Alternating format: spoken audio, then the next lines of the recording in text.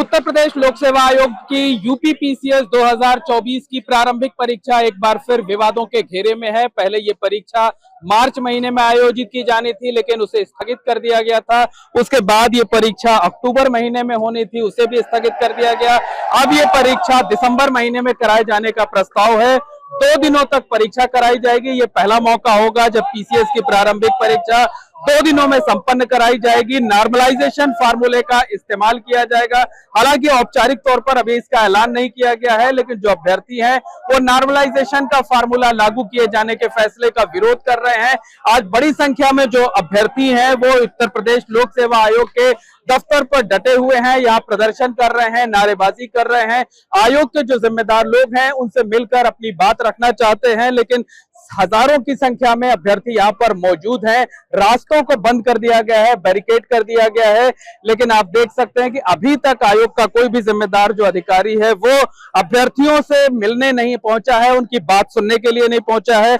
बड़ी संख्या में अभ्यर्थी हमारे साथ मौजूद हैं, हम उनसे बात करते हैं और जानने की कोशिश करते हैं कि आखिर उन्हें ये प्रदर्शन करने की जरूरत क्यों पड़ी। क्या नाम है आपका? अजय यादव। अजय जी, ये बताइए क्यों विरोध कर रहे हैं, क्यों प्रदर्शन करना पड़ रहा है?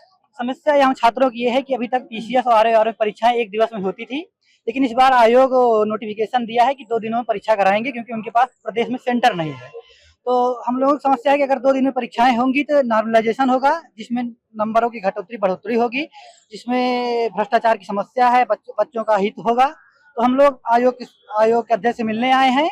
अब मांग करते हैं, कोई मिलने को तैयार नहीं है। आयोग के अध्यक्ष अभी निकल नहीं। हम लोग 11 बजे से यहाँ आए, कई घंटों से धूप में खड़े हैं, लेकिन कोई आ नहीं रहा है। जो अभ्यर्थी हैं वो नॉर्मलाइजेशन की जो प्रक्रिया है उसका विरोध कर रहे हैं। आप में से कौन ऐसा है जो नॉर्मलाइजेशन को अच्छे से समझा सकता है, बता सकता है? क्या नाम है आपका? विराट यादव। विराट, ये बताइए कि ये नॉर्मलाइजेशन आखिर है क्या? कोई कैसे, अब बराबर से रहिए अपने साथियों के साथ, कि नॉर्मलाइजेशन क्या है और इसमें आखिर आपको किस बात की आशंका है? नॉर्मलाइजेशन एक ऐसी प्रक्रिया है कि जिसमें जो बच्चा 100 क्वेश्चन करेगा, मान लीजिए 2 सेट में पेपर होता है, एक सेट का पेपर थोड़ा सा इजी होता है, दूसरे सेट का पेपर थोड़ा सा टफ होता है, ठीक है। पहले दिन के पेपर जो इजी पेपर आया वो बच्चा 100 नंबर करता है, 100 क्वेश्चन अटेम्प्ट करता है, और दूसरे दिन वाला बच्चा 95 क्वेश्चन अटेम्प्ट करता है। जबकि 100 नंबर करने वाला फाइनल से बाहर हो सकता है, जबकि 95 करने वाला अंदर हो सकता है। और ये कहीं ना कहीं डायरेक्टली देखा जाए तो इसमें आयोग की या शासन प्रशासन की चाल है। इसीलिए कहना है, भंवर जब भी डुबोएगा उभारा दे के मारेगा, सुनो ये मछलियों तुमको चारा दे के मारेगा। ये मछलियां हम लोग हैं। भंवर जब भी डुबोएगा उभारा दे के मारेगा, सुनो ये मछलियों तुमको चारा दे के मारेगा। भरम ये हमारा है कि शुचिता पूर्ण एग्जाम होगा। भरम ये आयोग कर ही रहा ऐसा कि भरम ये हमारा है, शुचिता पूर्ण एग्जाम होगा। बड़ा चालाक दुश्मन है, सहारा दे के मारेगा। और ये सहारे की। अच्छा, ये बताइए, आपने हाथ में ये स्लोगन लिखा हुआ पोस्टर ले रखा है, किस बात की आशंका है आप लोगों को कि किस तरीके से आपके भविष्य के साथ खिलवाड़ हो सकता है? सर, अभी तक जितने भी एग्जाम कंडक्ट हुए हैं कोई शुचितापूर्ण ढंग से नहीं हुआ है। आशंका यही है कि आगे भी धांधली जारी रहेगी, इसमें कोई ये नहीं है कि शक है कि नहीं होगी। और अब तो पूर्णतः मुहर लगा दी है आयोग ने, यह कहकर कि 2 पाली में एग्जाम होगा। 2 पाली में एग्जाम अर्थात धांधली पूर्ण रूपेण होगी, इसमें कोई शक नहीं है। अच्छा, क्या आयोग ने कोई फार्मूला दिया है, कुछ बताया है कि अगर हम नॉर्मलाइजेशन करेंगे तो उसका फार्मूला क्या होगा, ताकि जो अभ्यर्थी हैं मानसिक रूप से उसके लिए तैयार हो सके? बिल्कुल बिल्कुल, हम यही आपसे कहना चाह रहे हैं सर कि आयोग का कोई पैरामीटर, कोई आधार नहीं दिया है उन्होंने। और नॉर्मलाइजेशन की प्रक्रिया उस एग्जाम में लागू होती है जिसमें मैथ हो, सारे सब्जेक्ट हो। जीएस में आप नॉर्मलाइजेशन पैरामीटर क्या तय करेंगे? किसी के लिए बक्सर का युद्ध टफ हो सकता है, किसी के लिए प्लासी का युद्ध टफ हो सकता है। तो यही चीज हम कहना चाह रहे हैं कि आप कोई पैरामीटर या तो दीजिए, और नहीं देना है तो इसको हम लोग स्वीकार नहीं करेंगे, बिल्कुल नहीं स्वीकार करेंगे। एक शिफ्ट में एक एग्जाम, मतलब परंपरागत तौर पर जैसे पहले एक दिन में एग्जाम होता था उसी तरीके से एग्जाम कराया जाए, ताकि किसी तरीके का कोई विवाद ना हो। बिल्कुल बिल्कुल, यही हम चाहते हैं कि एक शिफ्ट में एक तरह का एग्जाम जैसे पहले होता था उसी तरह से हो। और आप देख रहे हैं लगातार 17 मार्च से एग्जाम प्रस्तावित था, उसके बाद जुलाई में इन्होंने कहा, उसके बाद अक्टूबर में 27 अक्टूबर डेट दी, अब जो है दिसंबर में। मतलब मैं सरकार से भी अनुरोध करना चाहूंगा कि आप चुनाव तो टाइम पे करा लेते हैं, मई और जून के महीने में उस धूप में जब जो है इतनी ज्यादा धूप होती है, वोटर जाकर वोट डालता है, और आप एग्जाम कराने के लिए आपके पास प्रशासन की कमी पड़ जा रही है। क्या सिस्टम आप मतलब एक जिले में 40 लाख से ज्यादा वोटर होते हैं, चुनाव हो जाता है, लेकिन जहाँ पे 5 लाख बच्चे हैं वहाँ परीक्षा सर, सबसे बड़ी बात यह है कि देश का भविष्य है बच्चा। आप जो है, आप, मेरा आयोग से सवाल है, आप अयोग्य अभ्यर्थी चुनना चाह रहे हैं क्या? आप करप्ट ऑफिसर चुनना चाहते हैं? क्योंकि नॉर्मलाइजेशन एक अयोग्य प्रक्रिया है, प्रक्रिया ही नहीं सही अपने आप में। तो आप खुद माना इन्होंने, तो आप कैसे इस चीज को जो है। बिल्कुल, देखिए जो अभ्यर्थी हैं वो हाथों में पोस्टर लिए हुए हैं, लिखा हुआ है कोशिश तुम्हारी जारी है पर छात्र एकता तुम पर भारी, यानी ये संदेश देने की कोशिश की जा रही है कि सारे अभ्यर्थी इस मुद्दे पर कम से कम एक हैं। और देखिए एक ये हैं जिन्होंने ये पोस्टर ले रखा है जिसमें राष्ट्रपिता महात्मा गांधी की तस्वीर है, लेकिन साथ ही साथ चंद्रशेखर आजाद और भगत सिंह जैसे क्रांतिकारियों की भी तस्वीर है। अभी इस तस्वीर के बारे में आपसे बात करेंगे। आप कुछ कहना चाह रहे थे? जी सर। क्या कहना चाहते हैं? सर नॉर्मलाइजेशन जैसे प्रोसेस था सर, ये पहले मेंस में होता था, आपने ऑप्शनल केवल इसलिए हटाया मेंस से कि नॉर्मलाइजेशन जो प्रक्रिया थी बड़ी ही ट्रांसपेरेंट थी, ट्रांसपेरेंसी को लेकर स्केलिंग में दिक्कत आ रही थी। अब सर उसी प्रोसेस को जिसको आपने मान लिया कि फेयर नहीं है, उस चीज को आप पीटी में ला रहे हो। सर बच्चे, हम लोगों ने फरवरी में आंदोलन किया, आपने पेपर पोस्टपोन किया, हम लोगों ने खुशी खुशी उस चीज को स्वीकार किया। सर पेपर गया 27 अक्टूबर, आप टाल के ले जा रहे हो दिसंबर में।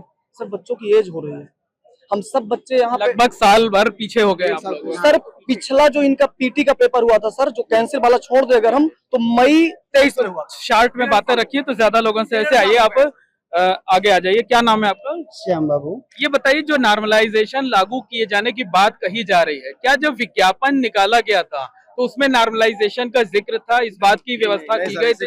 कोई जिक्र नहीं था सर, विज्ञापन कोई जिक्र नहीं था, और एग्जाम का डेट दो बार ये सब चेंज कर चुके हैं। अच्छा देखिए, आप जी बताइए क्या कहना है कि क्यों लगता है कि बाद में ये मामला कोर्ट में जो है स्टे हो सकता है? जैसा कि सर मैं आपको बता रहा हूं, मैंने लॉ भी कर रखा है और मैंने विगत परीक्षाओं की दृष्टि में ये देखा हुआ है कि जरा सी मामूली बात पर कोर्ट स्टे दे देता है, भर्ती परीक्षाएं लंबित हो जाती हैं और ये फंस के रह जाती हैं। ये जो परीक्षाएं फंसना, फिर बाद में उसका संशोधन होना, तो पहले ही संशोधन कर दिया जाए इस चीज का। ये परीक्षाएं ऑलरेडी सही जैसे चल रही थी वैसे चल रहा है। हाँ, सूचिता का प्रश्न जब से पहले आयोग पे उठता है, तो जैसे परंपरागत तौर पे होती रही है एक दिन में, उसी तरीके से। क्या नाम है आपका? मेरा नाम रवि सिंह है। बताइए रवि। अब जैसे पिछली परीक्षा हुई थी 14 मई 2023 को, तब से इन्होंने डेट दिया 17 मार्च का, 17 मार्च से पोस्टपोन किए आके 27 अक्टूबर। अब बिना कोई कारण बताए ये परीक्षा बता रहे हैं कि मिड दिसंबर तक हो सकती है, दिसंबर में भी कोई डेट नहीं दिए हैं। और ये संभावना हो रही है कुछ न्यूज़पेपर के माध्यम से कि परीक्षा 7 और 8 दिसंबर को 2 दिनों में हो सकती है। आयोग के इतिहास में अभी तक 2 शिफ्ट में एग्जाम नहीं हुए हैं, और ऐसा अगर होगा, नुकसान क्या है इसमें आपका? नुकसान ये है कि कोई बच्चा अगर 7 तारीख को बैठा है उसका पेपर आसान है, कोई 8 तारीख को बैठा है उसका कठिन है, तो ये कठिन और आसान का जो क्राइटेरिया है जीएस के प्रश्नों में कैसे करेगा आयोग? जैसे पहले भी आप लोग, आपके साथी आए थे, आयोग के जिम्मेदार लोगों से मुलाकात करने की कोशिश की, लेकिन हमारी जानकारी में मुलाकात नहीं हो पाए। तो आयोग को सामने आना चाहिए, ये मांग है आपकी, बात को स्पष्ट करना चाहिए। जी, मैं आपको बताना चाहूंगा कि इसके पहले हम लोग ट्विटर के माध्यम से ऑल इंडिया ट्रेंड करवाए हैं। इसके बाद ये पहली सूचना हो गई, दूसरे बाद हमने 4-5 हजार एप्लीकेशन के माध्यम से आयोग को, प्रशासन को, इसमें आयोग के नाम पर पत्र दिया गया था, योगी जी के नाम पर पत्र दिया गया था, कई जगहों पर मुख्य सचिव को भी सूचना दी गई थी, तब भी कोई संज्ञान नहीं लिया गया। बिहार का जो बीपीएससी कमीशन है उसने ये चीज सुन करके अपने यहाँ पे 1 शिफ्ट में एग्जाम करवा दिया है, वहाँ नोटिस भी जारी हो गई। आखिर क्या समस्या है आयोग के अध्यक्ष, जिससे शासन से जानना चाहते हैं कि ये सामने आना चाहिए और अपना पक्ष रखना चाहिए। क्या कहना आपका? सर हम ये कह रहे हैं कि आपने अभी इनको जिम्मेदार आयोग बोला, ये अपने आप में हम इसको करेक्ट करना चाह रहे हैं कि जिम्मेदारी तो बिल्कुल लेना नहीं चाहते। ये औपचारिकता मात्र है, राज्य की सबसे प्रतिष्ठित एग्जाम है, इससे राज्य जाना जाएगा और जाना जाता है। आप जो है एक एग्जाम पूरे साल भर में नहीं कंडक्ट करा पा रहे हैं, कैसे हम इनको जिम्मेदार बोल दें? कैसे उत्तरदायी है? मुख्यमंत्री योगी आदित्यनाथ से कुछ कहना चाहेंगे? सर सबसे बड़ी समस्या इसमें ये है कि 2012 से लेकर 24 तक आयोग ने कभी 150 क्वेश्चन सही से बनाया ही नहीं है। तो आप ये बताइए कि 150 क्वेश्चन जब आप सही से बना नहीं पा रहे हैं तो आप नॉर्मलाइजेशन की प्रक्रिया को कैसे सही करेंगे? इससे हम लोग को कैसे क्या समानता आएगी, ठीक है, और किस पेपर में कहाँ पे आप कैसे इसको सही रूप से क्या निर्धारित करेंगे? सबसे बड़ी विवाद ये समस्या यही है हमारे। तो निश्चित तौर पर कहा जा सकता है कि जो अभ्यर्थी हैं वो ये चाहते हैं कि नॉर्मलाइजेशन की प्रक्रिया ना अपनाई जाए, और इसी मांग को लेकर आप देख सकते हैं कि बड़ी संख्या में जो अभ्यर्थी हैं उत्तर प्रदेश लोक सेवा आयोग के दफ्तर पर जमे हुए हैं, प्रदर्शन कर रहे हैं, नारेबाजी कर रहे हैं। नॉर्मलाइजेशन की जो प्रक्रिया है उस प्रक्रिया का विरोध कर रहे हैं और ये चाहते हैं कि इस परीक्षा में नॉर्मलाइजेशन का फार्मूला ना अपनाया जाए।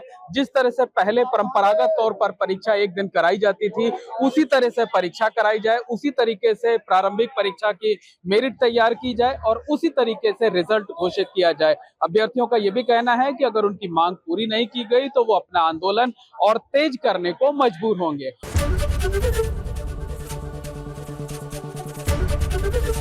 एबीपी गंगा, खबर आपकी, जुबान आपकी।